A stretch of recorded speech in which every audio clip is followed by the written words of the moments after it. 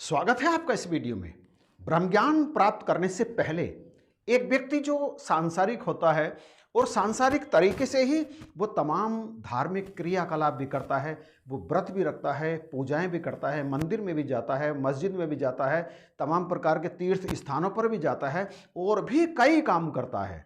परंतु जब ब्रह्म ज्ञान प्राप्त कर लेता है और दूसरे ब्रह्मज्ञानी संतों को, भाइयों बहनों को वो कुछ कार्य करते हुए नहीं देखता, कुछ कार्यों को अवॉइड करते हुए देखता है, तो उसके मन के अंदर भी तमाम सवाल खड़े होते हैं कि क्या मैं भी ऐसा ही करूं अथवा मैं वो सब भी करता रहूं जो ब्रह्मज्ञान प्राप्त करने से पहले मैं करता था। ये उलझन एक ब्रह्मज्ञानी के मन में, एक नए ब्रह्मज्ञानी के मन में आती रहती हैं और कभी कभी ये उलझने कई ऐसे ब्रह्मज्ञानी के मन में भी आती रहती हैं जिन्हें पर्याप्त सत्संग करने को नहीं मिलते अथवा पक्के ब्रह्मज्ञानियों का साथ जिन्हें नहीं मिलता है। तो यहाँ इस वीडियो में आप ये थंबनेल देख रहे हैं, पहले भी आपने ये थंबनेल देखा होगा। इसमें कई ऐसे प्रश्न हैं जो तमाम भाई बहन समय समय पर कमेंट के माध्यम से दास के पास भेजते रहते हैं। तो आज के इस वीडियो में इस तरह के कई सवालों के जवाब आपके सामने रखने का प्रयास किया जाएगा, समझने का प्रयास किया जाएगा कि एक ब्रह्मज्ञानी का जीवन एक आम संसारी के जीवन से किस तरह से भिन्न होता है, उसे इनमें से क्या करना चाहिए, क्या नहीं करना चाहिए, कौन सा नियम अपनाना चाहिए और किसे अवॉइड करना चाहिए। तो आइए चलते हैं वीडियो में आगे। ब्रह्मज्ञान प्राप्त करने के बाद में क्या व्रत रख सकते हैं? बिल्कुल रख सकते हैं। व्रत रखने की कोई मनाही नहीं है, परंतु एक बात का यहां ध्यान रखना होगा कि चूंकि ब्रह्मज्ञान प्राप्त कर लिया है, समस्त देवी देवताओं, समस्त प्रकृति, समस्त संसार की उत्पत्ति करने वाले, जिसमें से सब पैदा होते हैं, ऐसे ब्रह्म का दर्शन कर लिया, अर्थात हम मूल को जान गए, जड़ को जान गए। अब पत्ते गिनने से कोई भी फायदा होने वाला नहीं है। जड़ को सींचेंगे तो बाकी चीज अपने आप ही फलती फूलती रहेंगी। इसलिए आप व्रत तो रख सकते हैं, परंतु किसी देवी के नाम पर, किसी देवता के नाम पर या किसी और दिन विशेष पर व्रत रखने की कोई आवश्यकता नहीं है। व्रत रखें शरीर को स्वस्थ रखने के लिए। जिस तरह से नींद आवश्यक होती है शरीर को नई ऊर्जा, नई शक्ति देने के लिए, इसी तरह से पेट जो हर समय कार्य करता रहता है, पेट के अंग हर समय कार्य करते रहते हैं, परंतु जब हम उपवास रखते हैं, व्रत रखते हैं, तो फिर वो अंग आराम कर लेते हैं और आराम करने के उपरांत उनमें पुनः ऊर्जा आ जाती है। इसलिए अपने स्वास्थ्य के लिए, अपने आप को स्वस्थ रखने के लिए आप व्रत रख सकते हैं। और व्रत रखने का ये अर्थ नहीं है कि आप 24 घंटे का ही व्रत रखें, आप एक समय का भी व्रत रख सकते हैं, परंतु व्रत रखते हुए इस बात का ध्यान रखें कि आप व्रत में जैसे ही भूख लगती है थोड़ा बहुत कोई फल का टुकड़ा आप खा सकते हैं। इस तरह से आपका स्वास्थ्य भी ठीक रहेगा और आपका मन भी शांत रहेगा। व्रत आप 2 टाइम का भी रख सकते हैं, मतलब 2 समय खाना नहीं खा सकते, और व्रत आप 1 टाइम का भोजन छोड़ के भी रख सकते हैं। एक और सवाल है, एक भाई पूछते हैं कि क्या मंगलवार के दिन हम शेव कर सकते हैं? तो भैया, महापुरुषों, संतों, शेविंग करने का या बाल कटवाने का किसी दिन विशेष से क्या मतलब है? कोई मतलब नहीं है।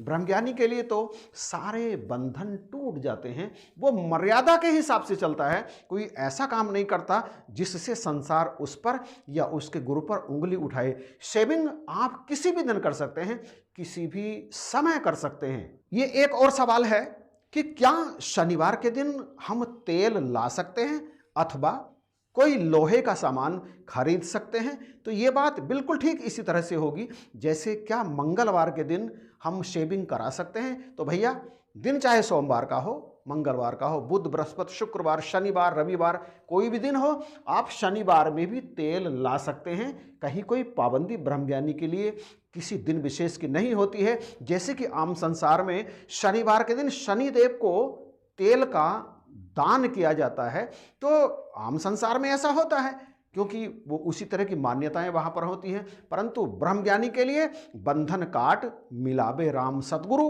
बंधन काट के परमात्मा का दर्शन करा देता है, परमात्मा से मिला देता है। तो आप चाहे शनिवार के दिन तेल खरीदें या रविवार के दिन तेल खरीदें, कोई फर्क नहीं पड़ता। आप लोहे का सामान तो छोड़िए, कोई भी सामान जिसमें लोहे का सामान भी शामिल है, किसी भी दिन आप खरीदारी कर सकते हैं और किसी भी दिन अपने पास के किसी सामान को आप बेच भी सकते हैं। आप जरा सोचिए कि शनिवार के दिन आप उस किराना की दुकान पर जाते हैं, तो किराने के दुकान वाला भी तो तेल कहीं से लाता है। क्या वो दिन का विचार करता है या ये दिन का विचार आपके ही लिए ही है?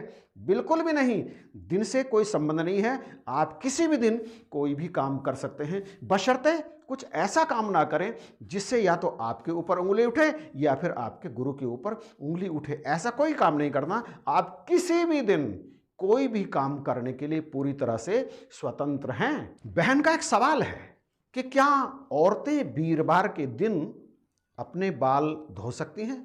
बिल्कुल धो सकती हैं, कोई पाबंदी नहीं है। वीरवार के दिन तो छोड़िए, किसी भी दिन वो अपने बाल धो सकती हैं। चेहरा तो रोज धोते हैं ना, जब चेहरा रोज धोते हैं तो बाल के लिए किसी दिन विशेष का क्या महत्व है? कोई भी महत्व नहीं है। आप बाल भी प्रतिदिन धो सकती हैं, क्योंकि चेहरा, हाथ, पैर प्रतिदिन धोते हैं, स्नान भी रोज ही करते हैं। तो फिर बालों से क्या संबंध है? दिन का कोई भी संबंध नहीं है बालों से। आप बाल किसी दिन भी धो सकती हैं। एक सवाल और है कि क्या एक ब्रह्मज्ञानी मंदिर जा सकता है अथवा तीर्थ यात्राएं कर सकता है? बिल्कुल कर सकता है। एक ब्रह्मज्ञानी को मंदिर जाने में कोई पाबंदी नहीं है। वो मंदिर जा सकता है, मस्जिद जा सकता है, चर्च जा सकता है, गुरुद्वारे भी जा सकता है, किसी भी धार्मिक स्थान पर जा सकता है, किसी भी धार्मिक उत्सव में वो भाग ले सकता है, तीर्थ यात्राएं कर सकता है। परंतु यहाँ ये ध्यान होगा कि वो ब्रह्मज्ञानी है, उसने सत्य को जान लिया है, वो सत्य का अनुगामी है, सत्य पर चलने वाला है। तो जाए वो जहां चाहे, परंतु याद रहे, जाए तो डॉक्टर बन के जाए, मरीज बन करके नहीं जाना, ऐसा शहंशाह जी कहते हैं। क्योंकि यदि मरीज बन करके जाओगे तो फिर आप इलाज मांगोगे, और जब आप इलाज मांगोगे तो उधर से इलाज आपको मिलेगा। इस बात का क्या तात्पर्य है? इस बात का तात्पर्य ये है कि मंदिर, मस्जिद, चर्च, गुरुद्वारे, किसी भी तीर्थ स्थान पर जब आप जाते हैं ना, तो भिखारी बन करके नहीं जाना, कुछ मांगने की इच्छा करके वहाँ पे नहीं जाना। वहाँ पे जा करके प्रणाम कर सकते हैं, कोई पाबंदी नहीं है इस बात के लिए, लेकिन वहां पर जाकर आपको अपनी किसी मनोकामना की पूर्ति कराने के लिए कोई भी भीख मांगने की आवश्यकता नहीं है, और ना ही वहां पर आपको चिराग जलाने की आवश्यकता है, ना ही वहां पर आपको प्रसाद चढ़ाने की आवश्यकता है, क्योंकि आपने समस्त जगत के दाता को जान लिया है। उस मंदिर में, उस धार्मिक स्थान पर भी ये ब्रह्म मौजूद है। वहाँ पहुंचकर आप इस ब्रह्म का दर्शन करें, ब्रह्म को नमस्कार करें, ब्रह्म को धन्यंकार करें, और इस तरह से आप कहीं भी जा सकते हैं, कोई पाबंदी नहीं है। तो प्यारे भाई बहनों, ब्रह्मज्ञानी का जीवन बिल्कुल मर्यादा से परिपूर्ण होता है। वो कोई दिखावा नहीं करता, वो कोई आडंबर नहीं करता, वो कोई पाखंड नहीं करता, बल्कि वो अपने गुरु की आज्ञा के अनुसार अपने जीवन को जीता है, और अपने जीवन में उसने जो कुछ भी प्राप्त किया होता है गुरु से, उस सब का वो अक्षरशः पालन करता है। पहले उसने जो किया वो किया, परंतु अब उसे ब्रह्म ज्ञान के प्रकाश में अपने जीवन को जीना होता है। क्या अमावस्या का व्रत, क्या दूसरे तरीके के व्रत, इस तरह का कोई भी काम करने की उसे कोई आवश्यकता महसूस नहीं होती, क्योंकि ये ब्रह्म है, ब्रह्म उसके सामने है, यही सत्य है। ब्रह्म सत्य, जगत मिथ्या, इसलिए ब्रह्मज्ञानी का जीवन सत्य जीवन होता है। अब पहले उसका जीवन मिथ्या था, अब चूंकि वो अंधकार से निकल करके प्रकाश में आ चुका होता है, इसलिए अब उसके जीवन में बदलाव आना जरूरी है। यदि उसके जीवन में बदलाव नहीं आता और अब भी वो पहले की तरह ही कर्मकांड किए चला जाता है, तो फिर इस ब्रह्म ज्ञान को प्राप्त करने का उससे कोई विशेष लाभ नहीं होता, क्योंकि अब भी वो तमाम प्रकार के बंधनों में बंधा ही रहेगा। ब्रह्म ज्ञान प्राप्त करने का मतलब है मुक्त हो जाना। मुक्त तमाम प्रकार के सांसारिक आडंबरों से, तमाम प्रकार के शारीरिक सांसारिक ऐसी परंपराओं से जिनका वास्तव में कोई महत्व नहीं होता, इन सब से मुक्त हो जाना ही ब्रह्मज्ञानी के जीवन का उद्देश्य होता है। तो इन्हीं शब्दों के साथ इस वीडियो को यहीं पर विराम देते हैं। इसे शेयर जरूर कीजिएगा ताकि तमाम और ब्रह्मज्ञानी भी इन सारी की सारी बातों को जान सके। ये अज्ञानता तमाम स्थानों पर हो सकती है, इसके लिए प्रकाश का आना बहुत ज़रूरी है। वीडियो पसंद आया है तो इसे लाइक भी कीजिएगा और चैनल यदि सब्सक्राइब नहीं किया अभी तक तो प्लीज़ इसे सब्सक्राइब भी जरूर कीजिएगा। इन्हीं शब्दों के साथ आप सभी को जय हिंद, नमस्कार और प्यार भरी धन्यवाद।